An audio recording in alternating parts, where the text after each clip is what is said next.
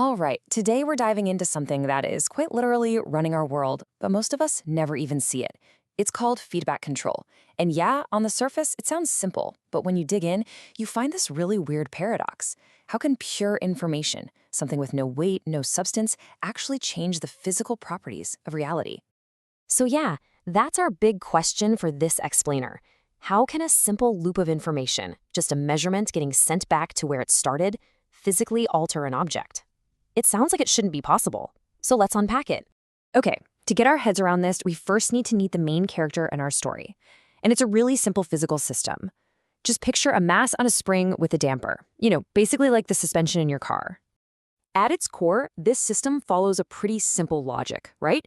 You put a force in, the system does its thing, and you get movement out. Straightforward. But how does the system know what to do with that force? Well, it follows a kind of rule book.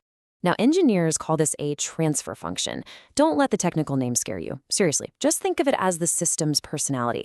It's a little formula that perfectly describes its core identity, how it's always going to behave. And here is that rule book, just written out in math. And don't worry about the whole equation. The important part is that M, C, and K are just the physical parts. The mass, the damper, and K is the spring stiffness.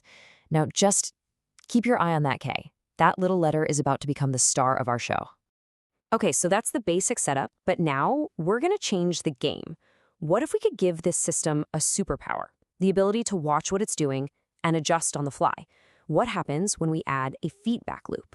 The process itself is brilliantly simple. The system moves, right? We use a sensor to measure that movement.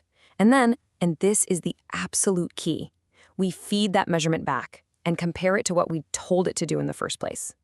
The system is now in this constant loop of asking itself, am I where I'm supposed to be?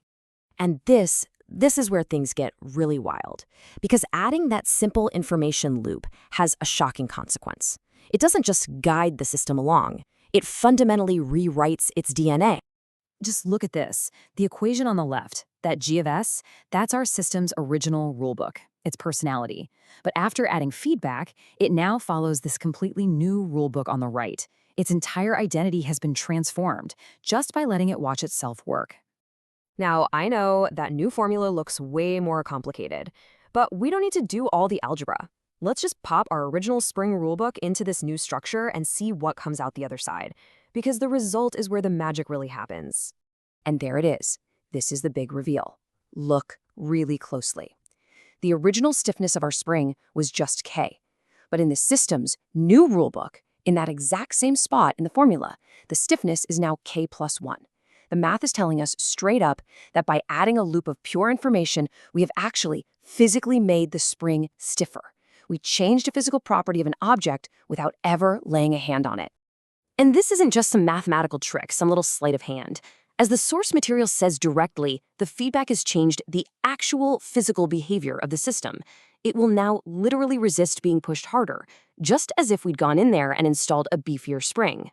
Now, what's really fascinating about this is that when you change a system's rulebook, you also change its stability. And to really see how, we need to look at something called system poles. So, system poles. You can kind of think of them as a system's hidden genetic code. And this code is found in the denominator of our rulebook. That's the bottom part of the fraction. The poles are what determine the system's innate personality. Is it going to be slow and steady, or is it going to be bouncy and fast? So, how do we find these poles? We just figure out which values would make that denominator equal 0, because that point where you're dividing by 0, that's a critical tipping point for any system. The answers we get, they hold the secret to whether our system is stable or if it's going to fly apart. So yeah, the crucial thing here is how this genetic code, these poles, determine whether a system is going to be well-behaved or if it's going to spiral completely out of control. A system's poles can give it a few different personalities. If the poles are real and negative, we call it overdamped. Think of a heavy door that closes slowly and smoothly. If they're complex, with a negative real part, it's underdamped. It kind of oscillates like our spring before it settles down. But the key thing is, both of these are stable. And did you notice the one thing they both have in common? For any system to be stable, the real part of its poles has to be negative. That negative sign is the magic ingredient. It acts like a mathematical brake, guaranteeing that any vibrations will eventually just fade away into nothing. So this leads us to the big, scary question. We've just seen that feedback can rewrite the system's rulebook, which means it can move those poles around. So what happens if we design our feedback loop badly and we accidentally push the real part of those poles from the negative side over to the positive side? Well, to visualize this, engineers use a super simple map called the S-plane. Just think of it as a map of stability that only has two territories, the safe zone and the danger zone. And this really shows you the stakes. If all of your system's poles are sitting in the left half plane, their real part is negative, and you're golden, the system is stable. But if your feedback design pushes even one of those poles across that center line into the right half plane, its real part becomes positive. And now vibrations don't die out, they grow and grow exponentially until the system literally tears itself apart. So when you step back, feedback is this unbelievably powerful tool. It lets us command the physical world using nothing but pure information. But that power comes with a huge risk, and it leaves us with one last thought. Feedback gives us the power to control our world, but how do we make absolutely sure our creations don't spiral out of our control?